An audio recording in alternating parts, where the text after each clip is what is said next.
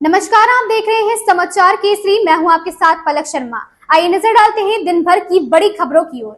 Telugu Desam party प्रमुख N Chandrababu Naidu ने आंध्र प्रदेश के मुख्यमंत्री वाईएस जगन मोहन रेड्डी को लेकर विवादित बयान दिया है। उन्होंने मुख्यमंत्री को लुटेरों और जमीन हड़पने वाले गिरोहों का नेता बताया। इस दौरान विपक्ष के नेता ने कहा कि राज्य वाईएसआरसीपी की 5 साल की सरकार की जिस अराजकता का सामना कर रहा है वह 10 दिनों में खत्म हो जाएगी। हम लोगों को इन साजिशकर्ताओं से बचाने के लिए एक गठबंधन के रूप में आ रहे हैं।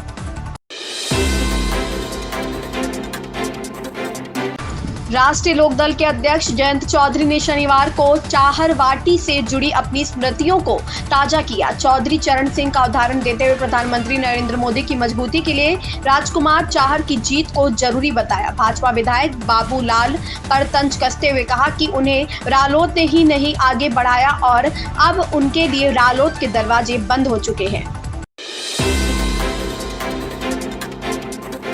बदायूं में मतदान से पहले सपा के राष्ट्रीय महासचिव शिवपाल सिंह यादव ने पुलिस पर सपा कार्यकर्ताओं को परेशान करने का आरोप लगाया। उन्होंने कहा कि थानेदार चुनाव को प्रभावित करना चाहते हैं। पुलिस ने सपा समर्थकों के घरों पर छापा मारा तो कई के घरों में तोड़फोड़ की। यहां तक 40 कार्यकर्ताओं को बेवजह थाने उठाकर ले गई। जब जानकारी करने के लिए कॉल की गई तो थानेदारों के सीयूजी नंबर बंद थे। जनप्रतिनिधियों प्रत्याशी का एसओ कॉल नहीं उठाएंगे तो क्या होगा। रात 2 बजे एसएसपी की कॉल रिसीव हुई।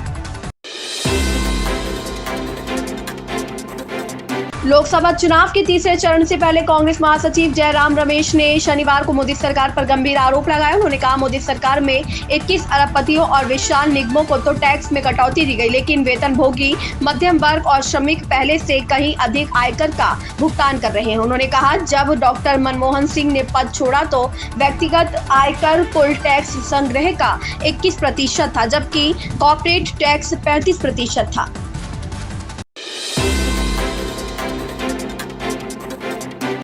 लोकसभा चुनाव के बीच कांग्रेस ने चुनाव आयोग में भाजपा के 3 प्रमुख नेताओं के खिलाफ शिकायत दर्ज कराई है। कांग्रेस ने आरोप लगाया कि भाजपा ने अपने सोशल मीडिया पर एक कथित वीडियो शेयर की है जिसमें अनुसूचित जाति और जनजाति के सदस्यों को एक खास उम्मीदवार को वोट नहीं देने के लिए धमकाया जा रहा है।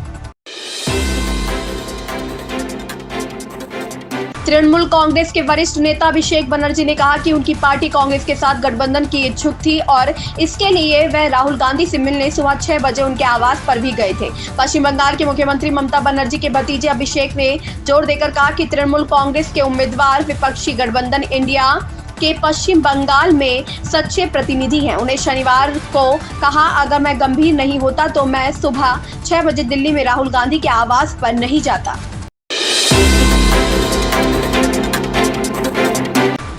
दिल्ली में रविवार को न्यूनतम तापमान 22.7 डिग्री सेल्सियस दर्ज किया गया, जो इस मौसम के औसत तापमान से 2 डिग्री सेल्सियस कम है। भारत मौसम विज्ञान विभाग ने ये जानकारी दी। विभाग ने दिन में तेज सतही हवाएं चलने और अधिकतम तापमान 41 डिग्री सेल्सियस रहने का अनुमान जताया है। भारत मौसम विज्ञान विभाग ने कहा कि सुबह 8:30 बजे आर्द्रता का स्तर 31% दर्ज किया गया।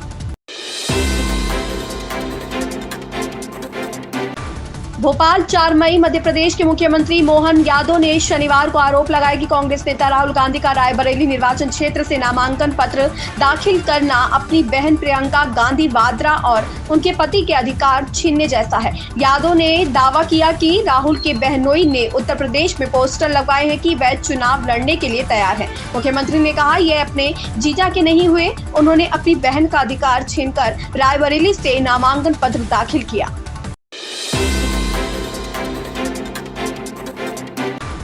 करीना कपूर खान को यूनिसेफ इंडिया का नेशनल एम्बेसडर नियुक्त किया गया है। वह 2014 से ही इस ऑर्गेनाइजेशन के साथ बतौर सेलिब्रिटी एडवोकेट जुड़ी हुई थी। उन्होंने इंस्टाग्राम पर एक लंबा नोट शेयर कर इस बात की जानकारी दी है।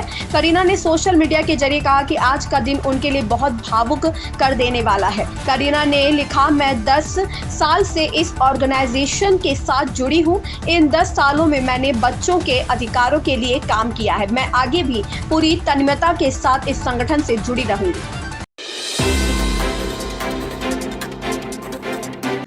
आम आदमी पार्टी के कार्यकर्ताओं ने रविवार को दिल्ली के मुख्यमंत्री अरविंद केजरीवाल की गिरफ्तारी के खिलाफ वॉकथॉन वॉक फॉर केजरीवाल कार्यक्रम का आयोजित किया। इस दौरान आप कार्यकर्ताओं के हाथ में बैनर था, केजरीवाल ने निभाई जिम्मेदारी, अब हमारी बारी। इस कार्यक्रम में केजरीवाल सरकार में मंत्री गोपाल राय भी शामिल हुए। इस दौरान दिल्ली सरकार में मंत्री और आप नेता गोपाल राय ने भाजपा पर जमकर निशाना साधा। उन्होंने कहा कि जिस तरह से भाजपा की सरकार ने दिल्ली के प्रचंड बहुमत से चुने हुए मुख्यमंत्री अरविंद केजरीवाल को बिना किसी सबूत के, बिना किसी FIR के इस चुनाव के बीच उठाकर जेल में डाला है, इसे लेकर दिल्ली के लोगों में बहुत नाराजगी है। इन खबरों में बस इतना ही। देखते रहे समाचार केसरी।